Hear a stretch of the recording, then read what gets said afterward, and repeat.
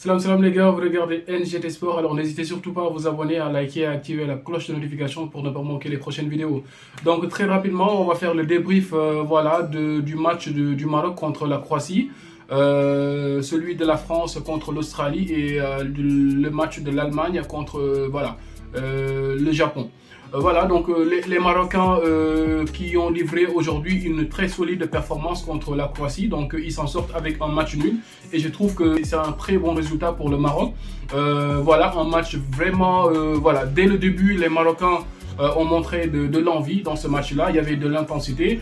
Regragui, donc le nouveau coach du Maroc, donc d'ailleurs je vais revenir sur le cas de Regragui, qui a mis en classement 4-3-3. Et aussi, c'est le même classement qu'ont posé les Croates. Croatie, donc, qui a l'un des meilleurs milieux de terrain au monde, donc mené à la baguette par Modric. Le Maroc a fait un match très solide. Donc déjà, au début du match, on voyait que les Marocains sont venus avec de la volonté et de l'envie. Il y avait de l'intensité. Les Marocains, déjà, on sait que les équipes maghrébines en Afrique, ce sont des équipes qui sont les plus techniques en Afrique. Donc techniquement, ce sont des équipes qui savent jouer à la balle, donc qui savent tenir la balle et tout ça. Et aujourd'hui, donc voilà, ils ont fait une performance très très complète. Seulement, comme le Sénégal, donc il y a eu un manque d'efficacité en haut. Le Maroc a eu pas mal d'occasions dans ce match-là. Je pense que donc normalement le Maroc pouvait au moins marquer un but dans ce match-là, mais ils n'ont pas été réalistes. La seule chose qu'on peut reprocher à cette équipe marocaine là, c'est le manque de pragmatisme devant. Donc voilà, ils ont très bien géré les phases défensives. Il y a eu quelques dangers parce que en premier mi-temps, les Croates ont failli marquer sur un contre. Donc Yassine Bounou qui a fait aussi un excellent match. Je pense que Bounou actuellement c'est l'un des meilleurs gardiens en Afrique. Performance vraiment complète de la part de Bounou. J'aimerais revenir sur le cas de Regragui. Donc Regragui qui a été intronisé coach de la sélection marocaine récemment parce que il a remplacé Vahid Halilhodžić donc juste avant le mondial parce que étant donné que comme on le sait tous, Vahid Halilhodžić ne s'entendait pas avec certains cadres de l'équipe marocaine. La fédération marocaine a décidé de virer Vahid Halilhodžić et ils ont amené Regragui. Regragui qui était l'ancien coach du WAC, du Wydad de Casablanca, qui a une bonne réputation ici au Maroc parce que j'ai entendu qu'il a pris la Ligue des champions africaine avec le WAC et aussi il a été champion avec le Wydad de Casablanca ici au Maroc. Donc c'est un coach qui a une réputation d'être un coach pragmatique, donc qui est un peu tactique. Et aujourd'hui, ça s'est vérifié sur le match. Donc Regragui, je pense que la grande décision qu'il a prise, c'est le fait amener encore Amrabat sur cette équipe. Parce qu'aujourd'hui, j'ai trouvé vraiment Amrabat excellent au milieu de terrain. Donc le travail, donc l'impact physique que Amrabat met sur les matchs, donc le Maroc avait vraiment besoin de cela. Le coach a fait un excellent match, je pense. Donc tactiquement, l'équipe était bien en place.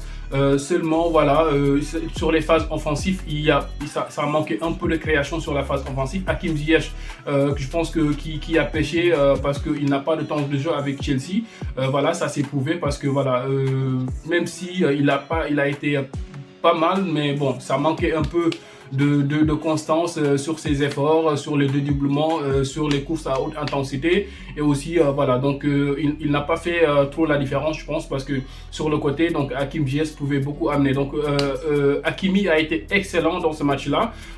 Mazraoui aussi a commencé bien, donc il a eu une occasion, il s'est bien blessé sur cette occasion-là, donc il a été aussi très bon. Il y a le milieu de terrain qui était côté gauche, je sais pas comment il s'appelle, Amdallah, quelque chose comme ça, mais je pense qu'au début il jouait à se faire peur parce qu'il aimait trop tenir la balle et faire des crochets au milieu de terrain. Il a même fait une passe qui a failli coûter un but au Maroc. À part celui-là, donc dans l'ensemble, le match a été correct et je pense que le Maroc a bien représenté le continent aujourd'hui. Ils s'en sont sortis avec un match nul, un bon point. Donc en deuxième match, je pense qu'ils auront la Belgique et le Maroc a toutes ses chances pour sortir sur cette poule, je pense. Donc on va venir au deuxième match, celui de la France contre l'Australie. Hier, la France qui a affronté l'Australie, la France de Kylian Mbappé ou bien même de Olivier Giroud ou bien de Rabiot, devrait-on dire, parce que hier la France s'est fait peur au début parce que dès le début du match, l'Australie a surpris la France en menant très rapidement 1-0. Mais dès que les Français sont à l'heure de jeu, on su rentrer dans le match petit à petit, on su imprimer leur jeu. Donc voilà, Rabiot qui marque sur une tête magnifique. Donc voilà, le match voilà, a changé complètement. Les Français qui sont revenus, Rabiot qui sert voilà, pour le deuxième but, Olivier Giroud. Voilà, donc à partir de ce moment-là, les Français contrôlaient complètement les débats. Ousmane Dembélé, que j'ai trouvé excellent dans ce match-là, il a fait un match complet. Ousmane Dembélé aujourd'hui, qui est un joueur très mature à Barça. Voilà, donc ces derniers temps-là, c'était des performances à demi-teinte, mais hier, je l'ai trouvé très excellent dans le match. Les Français avaient un peu peur parce qu'on parlait de la malédiction du champion. Si on se souvient, toutes les équipes qui ont été champions du monde, donc l'édition précédente de la Coupe du Monde, ces équipes-là ont eu des mésaventures. La France qui a assuré. Kylian Mbappé, voilà, qui vient montrer que ce mondial-là, il est prêt à tout donner parce qu'il sait que pour le Ballon d'Or, ça va un peu se jouer ici. Donc Kylian Mbappé, qui voilà, sur le terrain, qui n'arrêtait pas de chercher le but. Voilà, c'était un peu voilà, fatigant quand on voit Kylian qui veut marquer. Mais ça, en attaquant, on ne peut pas voilà, toujours reprocher à un attaquant de vouloir marquer un but. Mais des fois, c'est un peu abusé. Mais Kylian, qui est un joueur excellent, hier, il a fait une performance XXL. Rien à dire. Donc la France qui s'impose. Et la France, voilà, donc qui est en pole position. Et je pense que très logiquement, la France va sortir première de ce groupe. Et on va revenir sur l'autre cataclysme qui s'est produit aujourd'hui, la défaite de l'Allemagne, donc des Dutch contre les Nippons. Après la déroute de l'Argentine de Léo Messi, donc autour de l'Allemagne, de Serge Gnabry, de Müller, de Leroy Sané, et voilà. Donc aujourd'hui, les Allemands, voilà, sont tombés face aux Nippons. Un match, voilà, donc. On pouvait se dire que ça allait être un match un peu facile pour les Allemands, mais ce ne fut pas le cas parce que qui connaît les Japonais savent que les Japonais sont une équipe très solide. Moi, j'en sais quelque chose parce que je me souviens du match du Japon contre le Sénégal en 2018. Le Sénégal en 2018, lors de notre deuxième match, je pense qu'on avait le Japon. Et en premier match, on a eu la Pologne. On a battu la Pologne. En deuxième match, on avait le Japon. À chaque fois, on a mené le score. Le match s'est terminé par deux buts partout. Donc les Japonais, c'est une équipe qui est physique, ils courent partout, ils ne te laissent pas. Non mais c'est une équipe compliquée. Et aujourd'hui, ça s'est vérifié avec l'Allemagne. Donc l'Allemagne n'a pas su vraiment prendre les devants. Ils ont eu des occasions pour mener 2-0, mais je pense que cette équipe allemande-là, elle manque. Voilà. Donc l'équipe d'Allemagne actuellement, c'est pas ça, parce que l'Allemagne qu'on connaissait, l'Allemagne avait tout le temps des attaquants de classe mondiale, des attaquants capables de te mettre les closers, voilà, l'Allemagne avait tout le temps des attaquants, mais actuellement l'Allemagne a des Kai Havertz, des gars qui sont vraiment des Timo Werner. C'est pas, voilà, donc c'est pas des tueurs quoi. Ça manque un peu voilà, ils sont bons, mais c'est encore l'Allemagne ne domine plus. Donc dans les temps, quand on entendait l'Allemagne, ça faisait peur. Donc on entendait l'Allemagne et voilà, donc on se disait que qui que ce soit, n'importe quel adversaire, ils vont les écraser parce que voilà, l'Allemagne c'est tout le temps une puissance. Ils ne badinent pas. Quand ils viennent, ils impriment le rythme, ils imposent leur puissance et tout ça.